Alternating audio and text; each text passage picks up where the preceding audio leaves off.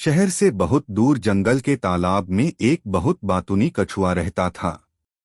उससे बिल्कुल चुप नहीं बैठा जाता था और वो हमेशा कुछ ना कुछ बोलता रहता था। और फिर मैंने सबसे बड़ा, सबसे रसीला लिली पैड देखा जो किसी ने नहीं देखा होगा। ये लगभग मेरे खोल जितना बड़ा था, नहीं उससे भी बड़ा, एक बहुत बड़े हरे रंग की खाने की प्लेट की तरह। और मैंने सोचा, ओह मुझे इसका एक टुकड़ा अवश्य खाना चाहिए।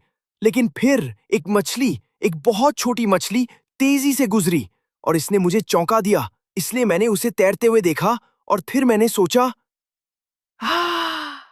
हमारे प्यारे मित्र टोटो, तुम्हारी कहानियां हमेशा बहुत दिलचस्प होती हैं। और हम अभी अभी एक लंबी उड़ान से लौटे हैं। हमने पहाड़ी नदी के पास रहने वाले साधुओं से कुछ बहुत ही रोचक चर्चाएं सुनी। ओह मुझे बताओ, मुझे सब कुछ बताओ।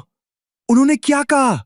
क्या यह एलजी की सबसे अच्छी किस्मों के बारे में था, या शायद तालाब को पार करने का सबसे तेज तरीका? क्या उन्होंने सूर्य या चंद्रमा के बारे में बात की? तुम्हें पता है, चंद्रमा कभी-कभी एक विशाल मोती जैसा दिखता है। हैव पेशेंस टोटो, हम हमेशा की तरह तुम्हारे साथ अपनी सारी कहानियां शेयर करेंगे। हमने सबसे बुद्धिमान सन्यासियों से सुना है कि इस क्षेत्र में भयंकर सूखा पड़ने वाला है। ये तालाब पूरी तरह सूख जाएगा दोस्त। ये न हमारे लिए सुरक्षित रहेगा, न तुम्हारे लिए। सूख जाएगा? लेकिन मैं कहाँ जाऊंगा? मैं तुम्हारी तरह उड़ नहीं सकता। मेरा घर, मेरी स्वादिष्ट एल्गी, मेरी पसंदीदा धूप वाली चट्टान, मेरा क्या होगा? प्लीज मेरी मदद करो मेरे प्यारे दोस्तों, मेरी जान बचाओ।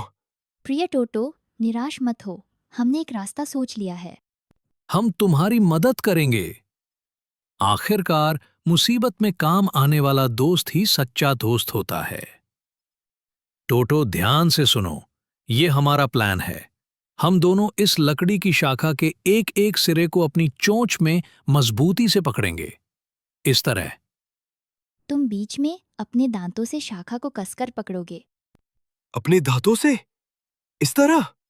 बिल्कुल सही। फिर हम उड़कर तुम्हें दूर एक बड़े तालाब तक ले जाएंगे जहां बहुत पानी है।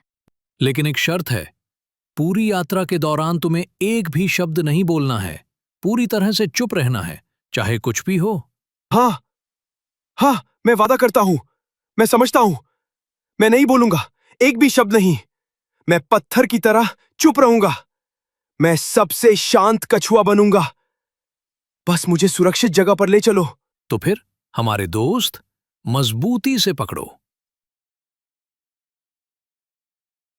अरे देखो देखो, सारे देखो ऊपर, कछुआ, वो देखो कछुआ तो उड़ रहा है।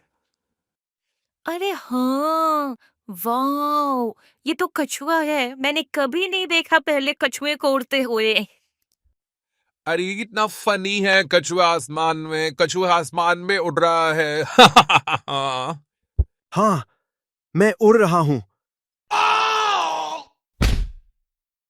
उसका बातूनी स्वभाव ही उसका विनाश था।